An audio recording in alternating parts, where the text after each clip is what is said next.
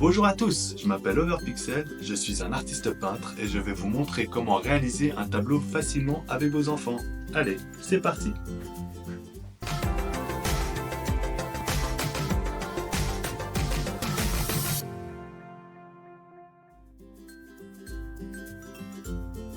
Pour réaliser ce tableau, voici tout le matériel dont vous aurez besoin. Gardez bien les clés de châssis en bois, ne les jetez surtout pas. Elles sont essentielles pour bien tendre votre toile. Je vous montrerai plus tard comment les installer. Ah oui, et j'oublie, le petit conseil du jour, protégez bien votre table ou votre bureau pour pas avoir le même collier. Une toile en coton 18 par 24 cm, un pinceau large ou un spelter, une brosse à dents pas celle de ce matin, un bout d'éponge, un rouleau à peinture pour peindre les bords du cadre, comme ceci, de la colle, qui colle bien, des figurines, des jouets, des objets de la nature comme des feuilles ou des cailloux, laissez votre enfant à son imagination, un spray à eau ou un bol d'eau, une palette de couleurs ou une assiette en carton pour mélanger de la peinture acrylique en tube comme ceci, et de l'eau dans un récipient pour rincer les pinceaux. Pour réaliser ce tableau, vous avez besoin que des trois couleurs primaires, le cyan, le magenta et le jaune. Avec ces trois couleurs, vous avez presque toutes les teintes. Pas besoin d'acheter une tonne de peinture, je vous fais économiser plein d'argent. Regardez le cercle chromatique. C'est une bonne opportunité pour s'amuser avec vos enfants en mélangeant les couleurs pour voir ce qu'on obtient.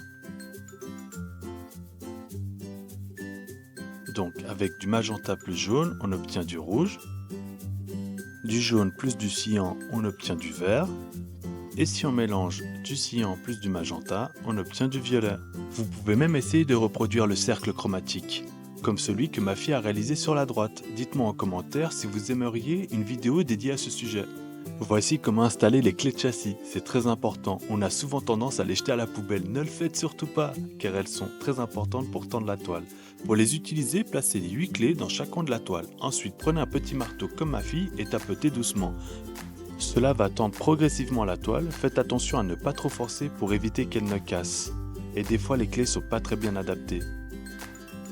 Après tout ça, on peut enfin commencer à peindre le tableau. J'ai demandé à Cécilia quelle était sa couleur préférée. Elle m'a répondu le bleu. Et on peut mettre quelques gouttes de peinture sur la toile. Ensuite, vaporiser un peu d'eau sur toute la surface du tableau. Cela va rendre la peinture plus souple et plus facile à travailler avec le pinceau. Mais attention, pas trop d'eau, sinon on risque de transformer notre tableau en piscine. Puis laissez votre enfant recouvrir tout le fond du tableau comme il le souhaite. Il n'y a pas de règle, chacun crée à sa manière. Ensuite, prenez le bout du pinceau et mettez-y de la peinture. Mais attention à ne pas trop la diluer. En tenant le pinceau bien droit, faites des traits assez prononcés pour créer du relief sur la toile. Pas besoin d'en faire trop. 2 ou 3 suffisent. Et vous pouvez les placer dans n'importe quel sens. Haut, bas, gauche, droite, allez, où ça vous fait plaisir. Ensuite, Cécilia va dessiner la première lettre de son prénom. Comme elle avait un peu peur de ne pas y arriver, elle m'a demandé de lui faire un croquis, au crayon gris. N'hésitez pas à aider votre enfant, s'il le souhaite, ou laissez-le essayer, seul comme un grand. Une fois la lettre dessinée, il faut choisir la couleur pour la peindre. Cécilia a opté pour un vert clair. Pour obtenir cette teinte, on met du jaune sur la palette et on ajoute une petite goutte de cyan. Ensuite, avec un couteau de peinture ou directement avec le pinceau, on mélange pour obtenir la bonne nuance. Vous pouvez ajouter plus de peinture selon vos envies. Bon, 1 heure plus tard, ma fille n'a toujours pas trouvé la bonne couleur. Pour donner un effet super sympa à la lettre, prenez un morceau d'éponge bien sec. Trempez l'éponge dans la peinture et tapotez doucement sur le tableau. Vous verrez, c'est extraordinaire.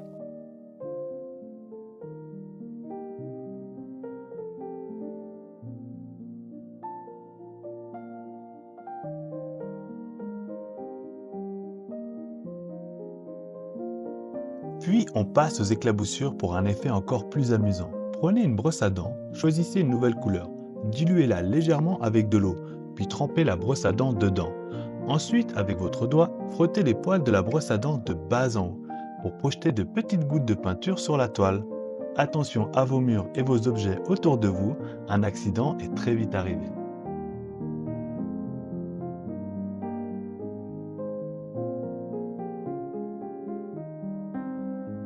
Pour un effet encore plus spectaculaire et que les enfants vont adorer, On va utiliser une technique super amusante. Trempez votre doigt dans la peinture, mais pas trop dilué.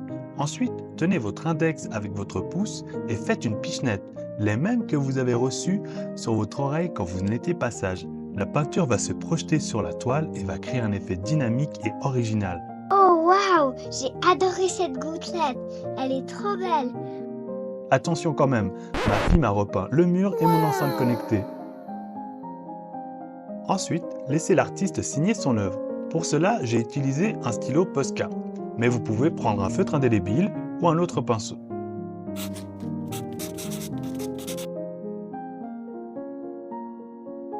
Pour finaliser le tableau, mettez de la peinture noire sur une palette et trempez le petit rouleau dedans. Si vous n'avez pas de rouleau, vous pouvez laisser les bords en blanc ou essayer avec un autre outil.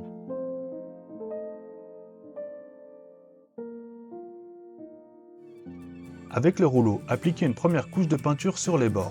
Laissez sécher, puis passez une deuxième couche. Vous verrez, des bords peints donnent un effet super classe sur les tableaux. Mais je rappelle que cette étape n'est pas obligatoire.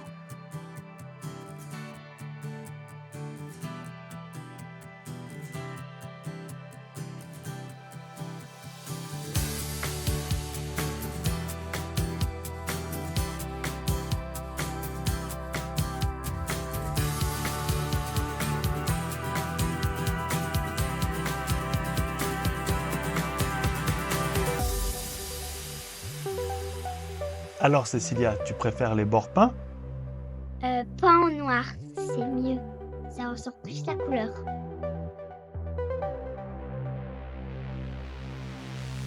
Ensuite, ma fille voulait faire comme son papa et vernir son tableau, comme je le fais pour mes propres réalisations. Pas besoin d'acheter du vernis, mais si vous le souhaitez, vous pouvez appliquer pour protéger et faire briller la peinture.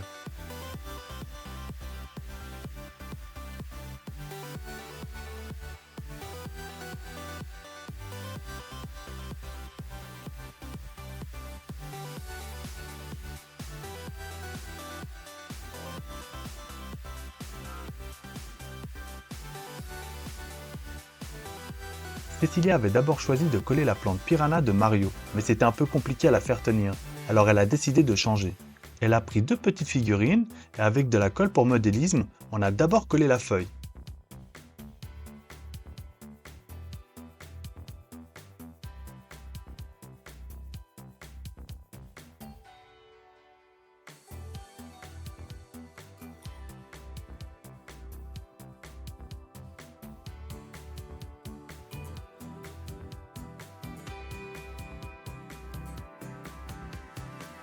Puis les figurines, et voilà le travail, c'est terminé.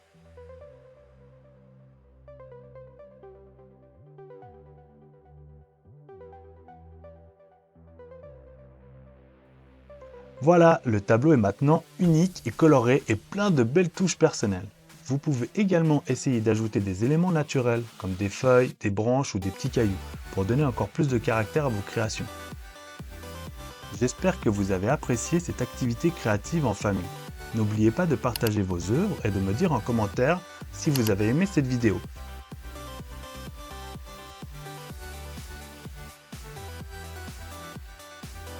Abonnez-vous et mettez des cœurs bleus.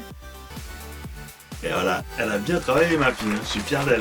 Bravo à Cécilia. Dites-moi en commentaire si vous avez réussi à faire un magnifique tableau et mettez un j'aime si vous avez aimé partager ce moment avec votre enfant. Idée parfaite pour faire un cadeau, pour la fête des mères, fête des pères, fête des grands-mères, pour occuper les enfants quand il fait mauvais temps. Oh, j'allais oublier, si vous voulez voir toutes mes réalisations, vous pouvez aller sur www.overpixel.ch. Vous pouvez me suivre aussi sur Instagram, vous avez tous les liens en bas de la vidéo, ouais, là, en bas là, ouais, il y a tous les liens. Cliquez et vous verrez, c'est merveilleux. Ciao!